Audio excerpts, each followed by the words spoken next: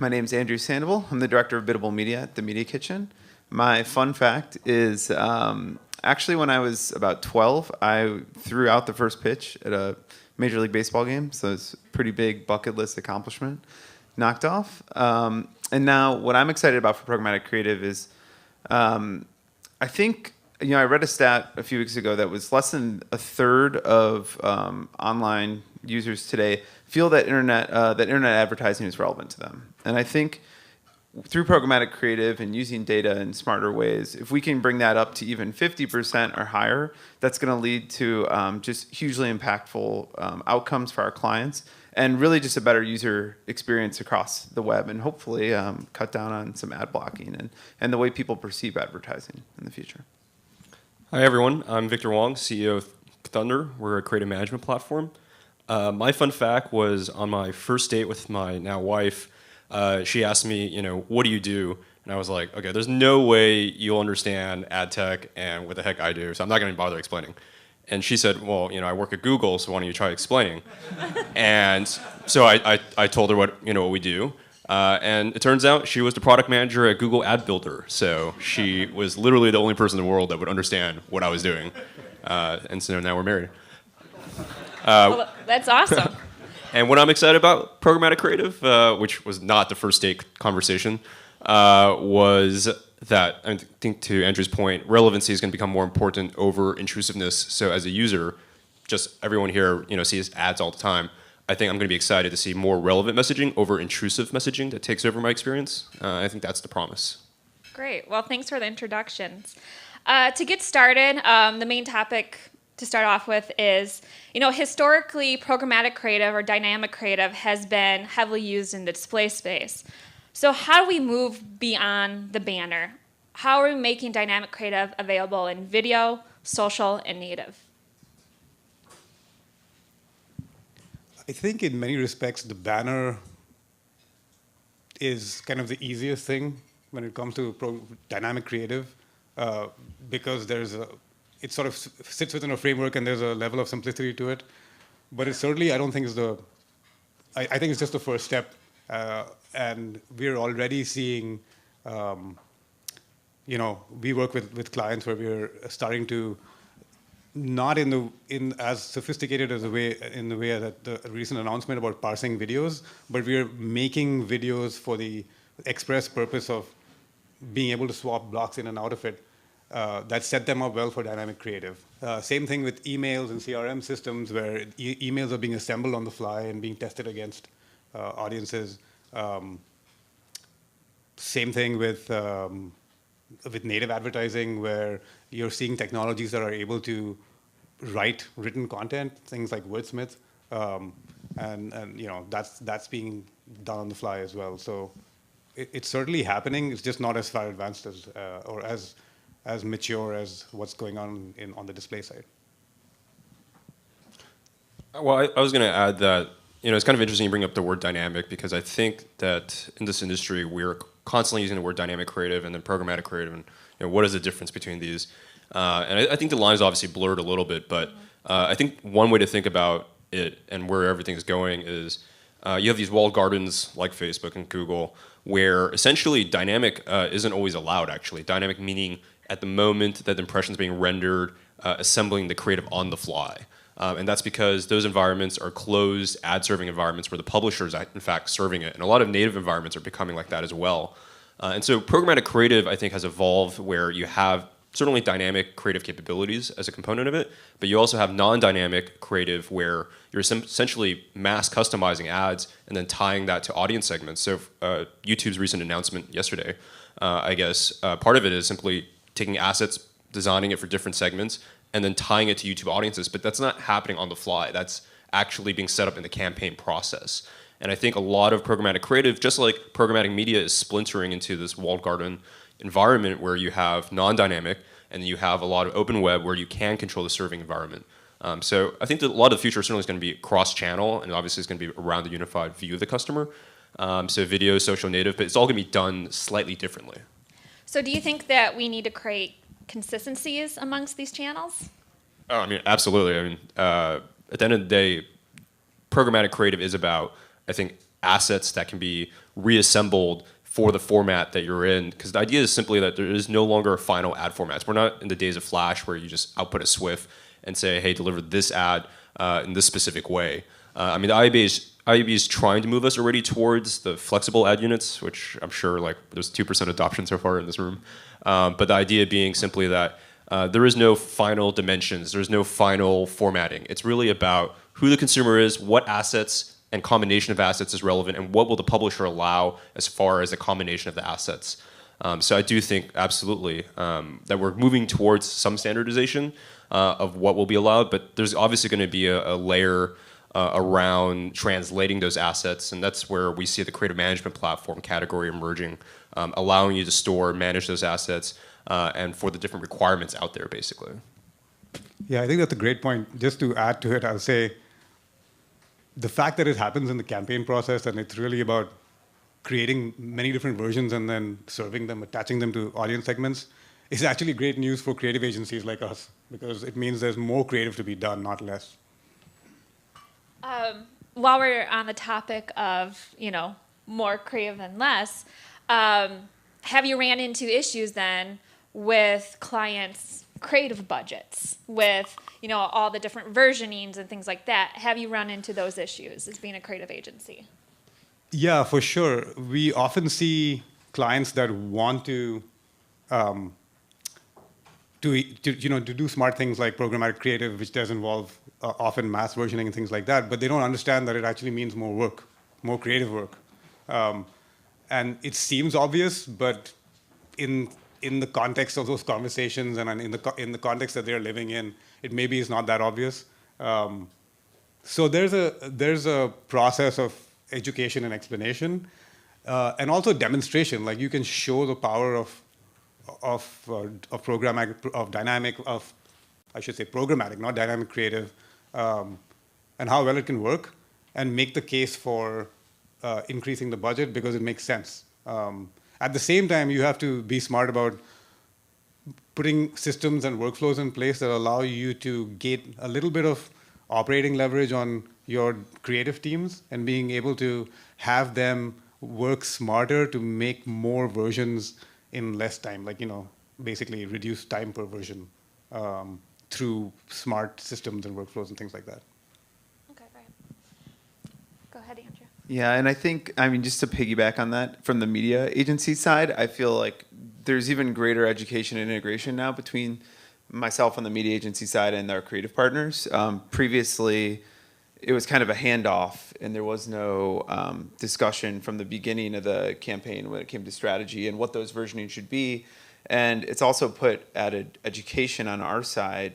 We've needed to educate creative agencies around everything you're talking about, versioning and templating. And it can be difficult at first, but then the end result, I think, the creative partners are happy because we're all stickier and tighter together. And of course, your production budgets go up as well. So. Yeah, I think budgeting is always a tough thing. I think just like with programmatic media or even data management platforms, we've seen money first come out of media, actually. And a way that I guess the creatives are getting more money, actually, though, is making the argument for how they're helping media. So 2 examples there. One is by being able to use tools to actually build more ad sizes and formats, they're able to help lower the programmatic media cost simply because you have more units that you can bid on. And so that's one argument for why more money should flow into creative production. The second argument we've seen is actually in cases like, I'm sure everyone has saw a year ago, like P&G argued that buying targeted media wasn't worth it. Having spent all that money reaching narrow audiences. And what we found with our CPG customers was they started moving towards a strategy where they would buy wide media targets, like the whole United States, and they would use creative personalization, though, after the bid to actually still deliver a targeted message. And so that's an example where they were able to actually lower the cost of media while still delivering a more effective campaign. And that had to go through the creative in terms of execution. So money is available, it's flowing if you know how to argue for it, and then ultimately over time, just like everything else, like data management platforms and data scientists, like they get their own budget. Great. And I know right now we're talking a lot between the media team and the creative team. I know there's been struggles, just in the industry itself. How do we bridge this gap between creative, analytics, and media? Because really it's different skill sets. Your creative is one side of the brain, usually analytics and media buying are the others, and they really don't understand, each other. So have we started creating new positions within brands and agencies or tech companies to really kind of bridge the gap and really have kind of going at this together? Should I go first? Yeah, whoever wants to take it. I think it's three things. One is culture. So I think there's, so let me actually back up for a second.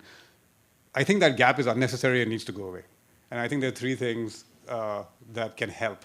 Certainly that's not exhaustive, but I think in my mind, these three are important. One is culture. I think there's it's an artifact of creative culture, certainly, that, it's fairly siloed, like the creative people are kind of sitting in one room, and then the media people are, and basically everybody else is in another room. And that's seen as a good thing. Get out of my way and let me work, that type of thing. That needs to go away. Relatedly, the second thing is organizational design, I think that's probably the best way to say it, which is to say that the teams themselves shouldn't be separated like that. It should be one team made up of multiple, like a media person, a creative person, a data science person. Like, there's no reason why that's not the case. That's much more effective and much more efficient. And then thirdly, skill sets. So, at the core of it, there's no reason why multiple skills, if not all of those skills, or at least an understanding of each of those different areas, doesn't reside in each other, but I think are important to call out in terms of how do we make those gaps go away. I think the third thing you mentioned, I believe strongly in, and it's really empowering people to expand their skills and go into different areas. I don't think of media inherently as not creative. And really programmatic, I think, and programmatic creative, and thinking about it, we're being tasked more and more to come up with these creative strategies and at least messaging and kind of give some guidelines to creative partners. And if we break down those walls and let people actually stretch their legs a little bit, I think it gives them a stronger skill set that they can develop and then make themselves more valuable moving on. And two, it makes them better collaborators, period. So I think that's my biggest takeaway. I think it's kind of interesting to look at websites and who actually have to collaborate to make websites successful. So you have, obviously, site designers. You have now, especially for e-commerce sites or digital-based brands, site optimization experts, right, who are doing the A/B testing. You have the analytics team that's analyzing site traffic logs. And so if this could be done for on-site, why can't this be done for off-site? And so what we're seeing now is more digital agencies where they actually were controlling the on-site experience, thinking about customer journey planning off-site. How do I bring the teams together to design for that and then architect around that? So whether you call them site architects or creative planners, I think there is a role emerging, and I think the precedent is coming from owned media, actually, and that's the inspiration where I think paid media will have to take its cues from. Great, and I'm going to quote, I think it was Kabeer on our panel prep call. He says that we need to listen and respond, and that's something kind of really stuck with myself. And how do we take this listen and respond approach between these teams? I mean, I think listen and respond means many things, I think all good. At the kind of top level, I mean, it can refer to sort of what I was talking about when I said what I was excited about with Programmatic Creative, which is like this idea that there'll be a meaningful conversation between a brand and an individual. What I'm talking about here is like extending the storytelling into digital and into targeted mediums by using the anchor. And that, I think Airbnb and a few other brands are some good examples of that. Great. So Andrew and I had during our panel prep call, we had a great conversation around when and when not to use programmatic creative. And I think, Andrew, I love this quote, is glorified ad ops. So I think I want to pass it to you, Andrew, on, kind of what we had discussed on that call and, when's the right time and when's the wrong time. Yeah, I think the main thing, well, we talked about two different things that I think are still very relevant, which we kind of brought up earlier, which was one is programmatic creative, not programmatic creative, or one is dynamic creative, not dynamic. If you're building on the fly versus, if you're just building out all these variations and then sending them against different audiences. And that's kind of where that's kind of the glorified ad ops part of this, where it's just we're connecting we're creating thousands of versions that we're connecting to thousands of placements, and that sounds like a lot of work, and it is, essentially. And then the other side is getting into really powerful dynamic solutions, and I think of that as when we're ingesting a data feed or some basically data element combined with building on the fly. I think that's where we want to get, and when you can't do that is when you don't have the data available. And sometimes we have to talk to our clients who really want to move into these areas, and they just don't have the data infrastructure available. They don't have the first-party data really even to inform these decisions, and kind of getting them to the point where we're building the right platforms to connect that then to hopefully a creative management platform, and then delivering really impactful solutions. It's kind of making sure they understand the crawl, walk, run of this before we just try to jump into some of the most promising technologies out there. Great. And, from my experience, I've had someone ask me, hey, can I do female versus male? And it's like, well, this is not the right place to do this, but, they had read, the industry, and they're like, let's just test female versus male. And it's like, well, that's kind of just glorified ad ops, and my experience with that. While we're on the topic of, we're kind of a little bit about display, we've all seen, as I mentioned, the shoe and the purse ads. What kind of irks me when I see these ads is often they're very templated. You have your call to action button, you have your hero image, and then you have some copy. As we're moving into these new formats and hopefully we're, improving display, how do we get away from these templated formats? And I think this is a great question for Victor. Yeah, well, I think a lot of this has to do with the history of how the technology has evolved, right? So DCO, which gave rise to the infamous shoe ad that follows you across the internet, was really built to test out every possible element combination against each other to figure out the winning combination of elements. And what they kind of lost sight of was, in fact, that, okay, maybe what should be tested is actually the template, what's, the design. Because what we've seen is some of the biggest gains in creative performance is actually when you try different templates and completely different ways of actually stylizing and arranging elements versus kind of the minutia of like book now versus call now. Website analytics, people love that sort of A/B testing, and it makes a lot of sense because when you have on-site conversion rates of 20, 30%, you actually have the data to say, this works, right? Everyone points to the Marissa Mayer, I think, example of testing out 34 shades of blue to figure out which Google hyperlink color is the right one, but that makes sense when you have 8 billion searches going on in a day and 20% CTRs. When you're dealing with prospecting and you have conversion rates, single-digit percentile at best, right, for pure prospecting, you don't have that sort of data, but that's kind of the rabbit hole that, as an industry, we started going down by focusing on the elemental levels, by taking what we learned from the website guys. And we lost sight of the fact that when you're trying to reach a new customer or try to explain something new, what might matter more is something that looks completely different. And so you are seeing a new generation, obviously, of technology thinking about delivering completely different creative experiences based on where you are in your customer journey and who you are. And so you shouldn't have the same message over and over again. You shouldn't have different consumers simply just seeing a different change in call to action. You should see completely different ad experiences, just as the way that you would if you were going to a website and going to different pages of the website, you would see different layouts and different elements. And that's something that, as an industry, we're trying to, I think, fix now. And I think native is going to be part of that story too, because if we actually have a unified view of the customer and we can sequence messages over time over different channels, you will see the brand in different contexts and different designs, and it won't be the same 300 by 250 shoe ad over and over again.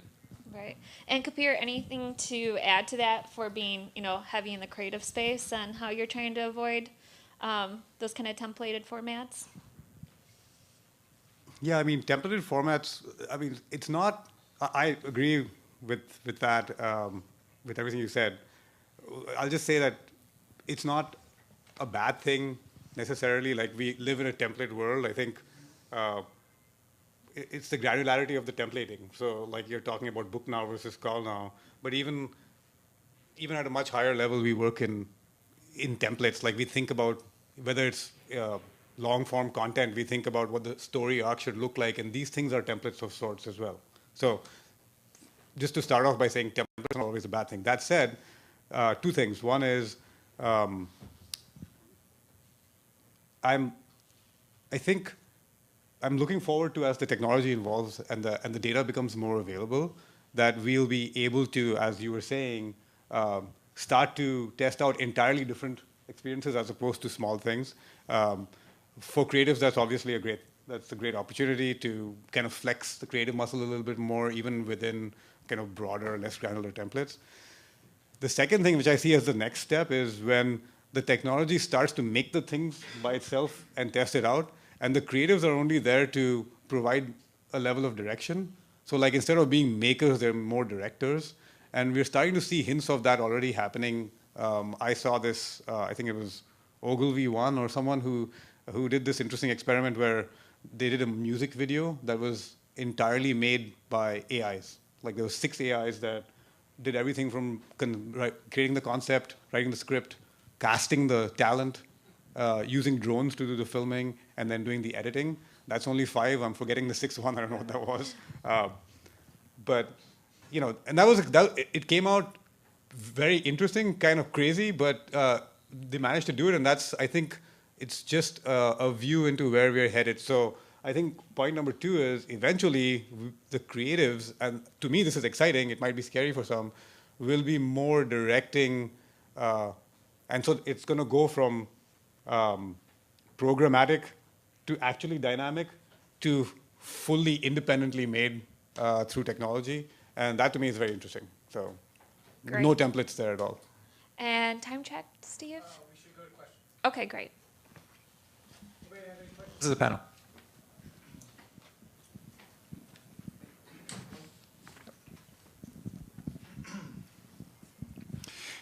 Jason from Live Intent. A lot of people talk about, working on the customer journey so that, if your impression comes up and this person's never had an experience with the brand, now I'm advertising. If they're a brand new customer, now I'm treating them like a brand new customer. This kind of supposes that you have to break down silos within organizations. Agencies a lot of times might just be dealing with acquisition or advertising, but now they're reaching in and talking to the CRM team. So what is that like in your experience, shifting from just dealing with advertising to now dealing with whole other teams? And is it a challenge to break down those silos, and how might you be doing that? Yeah, I mean, we're seeing this all the time. I mean, I recently heard this acronym, a great acronym, I guess, is BAR, Brand Acquisition Retention, is how a lot of brands are kind of dividing their teams. But the person that actually told me the acronym is the same from an organization that has now had all 3 roll up ultimately to the same, to the CMO ultimately. And so I think it is an organizational challenge. And until you design your reporting structure and incentive structures to align around the company goal, then you're just going to have a lot of waste, right? Each department will then go out and have its own solutions, will have its own bidding strategy. Ultimately, if it's the same customer, if I'm for a bank, let's say, you have the private wealth team bidding for me at the same time that the brokerage team is trying to get me as a customer. It's a huge waste. And in fact, you can get some of the biggest efficiencies just looking there. I think I'm surprised more companies just don't look at this as a mandate. We had a customer where they did an analysis. They had like 10 DSPs. And essentially they were bidding on the same customer about 1,000% more than they thought that they were. Because at the end of the day, like all the DSPs aren't in real time syncing with each other and depending on your attribution model, you have obviously all these issues with last touch attribution modeling, so everyone's trying to lick the cookie last. So I think there's a lot to gain by just simply getting everyone around the same common goal around how do we increase LTV of customer, right? Lifetime value of customer. That's what matters ultimately to the company, not anything else. So I would start there before I start thinking about technology. Yeah, one thing I'll add to that, interesting thing that we're seeing, we're in a San Francisco agency, and we have a lot of tech clients, and it's just sort of some data to additional data to what you're saying about how organizations are splitting. I think even more so than before is that growth and retention are both being taken out of marketing at a lot of tech companies and put into product, which is kind of, and that's pretty eye-opening. So you're talking about more siloing than less. Like not only is it in different groups, and whether it's BAR or whatever the acronym is, inside marketing, now you're like dealing with groups that have been pulled out of marketing and put into product. And so agencies are really bad I'm not saying agencies are good at not being siloed. We're really bad at it, but some of it is driven by the client. And like that's an example where big marketing teams are being pulled out of the CMO organization and put in the product organization, which there's rationale for, but it adds to the siloing. With that, I think we're going to have to wrap.